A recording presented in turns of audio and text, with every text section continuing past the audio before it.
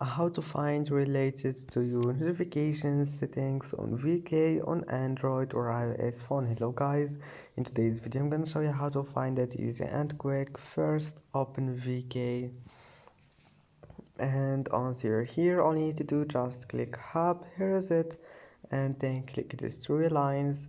Now click settings and then just scroll down. Click it first, the first one here, notifications, and now scroll down until you find it here related to, and here you can manage it. And I hope that can help you because it's easy.